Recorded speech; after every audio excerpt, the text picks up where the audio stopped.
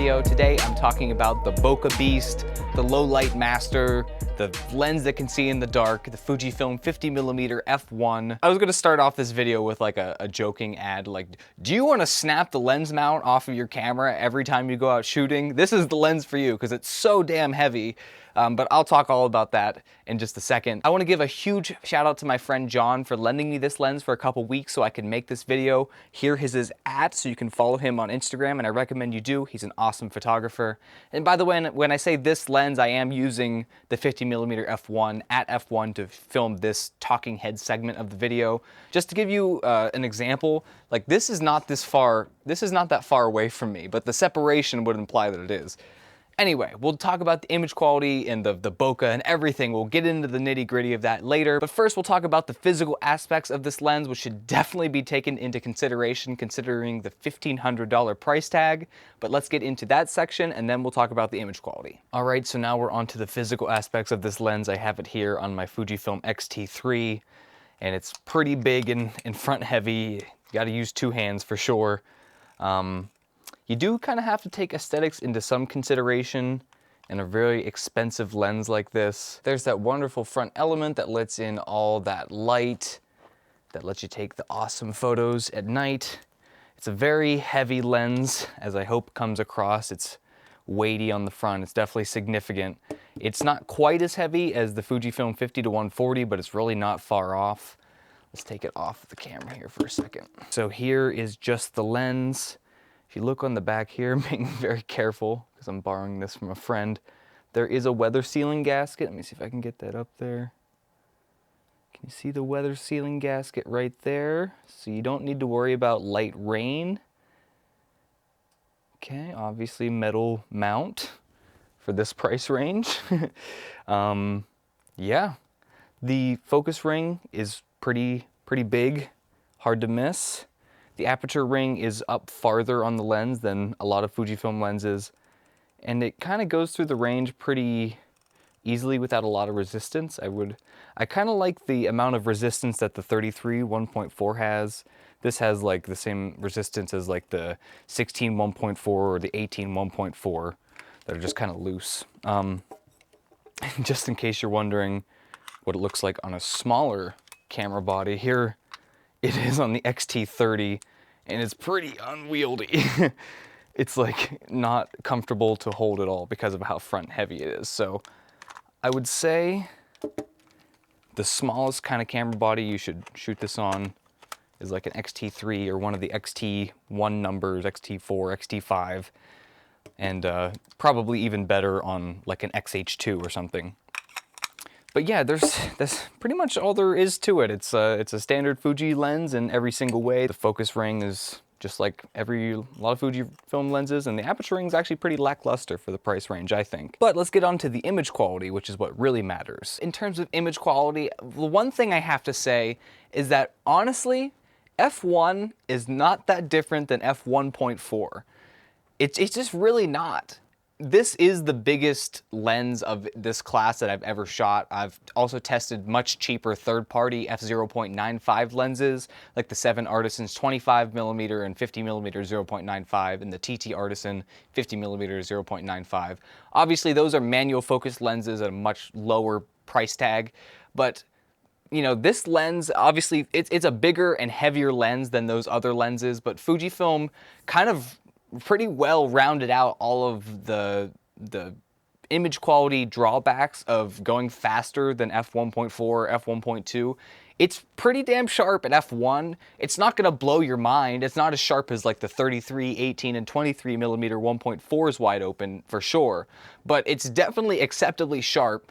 And like, do you really need to be punching into 200% on your photos to check the sharpness? Like, that's really where you only see the difference for this lens. But it's perfectly sharp enough for portraiture, although I'll talk about later why I think f1's kind of stupid for portraiture anyway. It's a great lens, it's big and heavy, and they pretty much rounded out a lot of optical imperfections for the type of lens that it is. It does inevitably have some chromatic aberration. I don't think there's any way around that going with such a fast lens, but it's really not that bad, and for the most part I think it is fixable in post, but I don't know if it is entirely fixable. It's definitely going to be stronger than other fast lenses that aren't quite as fast.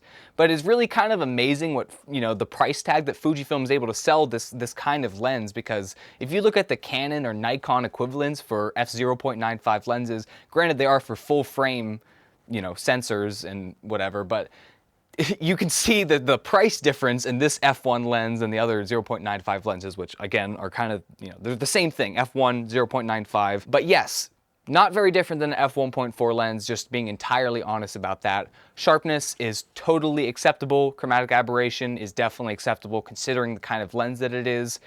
I did find shooting this lens in the daylight at f1, I mean, as expected, it's kind of like the image is a little bit washed out. It's lower contrast. The colors aren't anything to write home about, especially compared to some other Fujifilm lenses. So, I don't think shooting during the day is really what this lens is meant for. It's an f1 lens. It's meant for shooting in the dark, and that's where it truly excels.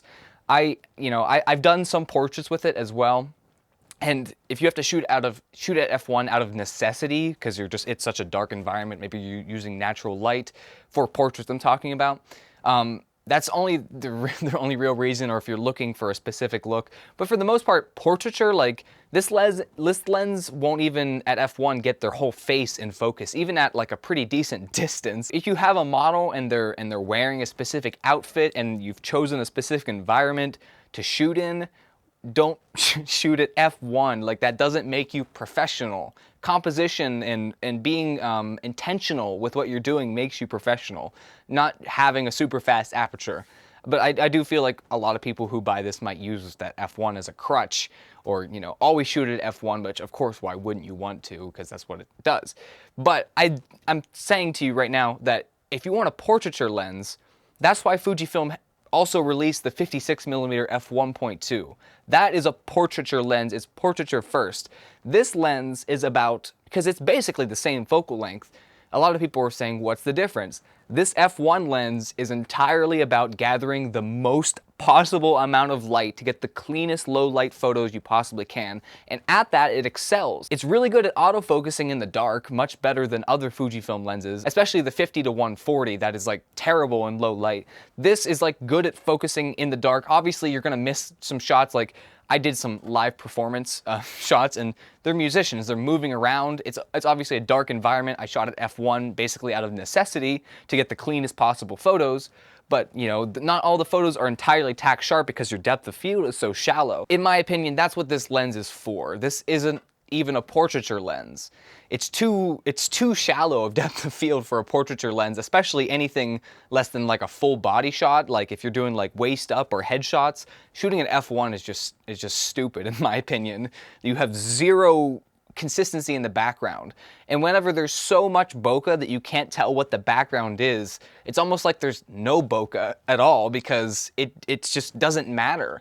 Bokeh only works at a happy medium between the background is there and it's distracting and it's sharp like that, maybe you don't want that for your portrait. But if it's so like creamy and abstract that it's just like color blotches, I don't think that's good either, and that's just, that's my personal taste. But I think, more advanced photographers who do portraiture will also agree with that sentiment. But that's basically all I really have to say. If you are shooting in dark environments, maybe you're, like I shoot at like house shows and stuff, in bars, shooting live music and stuff, and all of those are very dark environments, and this lens was really great for that. I still don't know if I'd even buy such an expensive lens for that singular use case, because I really think this is kind of like a one-trick pony kind of lens. I think the best thing you can do with it at f1, honestly, is shooting things at a distance, like having subject separation far away from the camera, because any lens can separate the background if you shoot really up close to an object. This lens separates the background too much, in my opinion, if you do that. But if you're doing full body portraits, or you're taking pictures of like an entire car, something of that size, at like a distance where you can comfortably frame an object of that size, when you still have the separation there, that's where this lens really stands out from other kinds of lenses, and it looks like a larger format. It looks like a medium format photo, or something like that is where you should be using the bokeh on this lens, in my opinion, or you should just be using it in low light out of necessity. That's my opinion. you came to watch the video, you watched it to this point to get my opinion, and that's what I'm telling you. So leave a like on this video, leave a comment down below.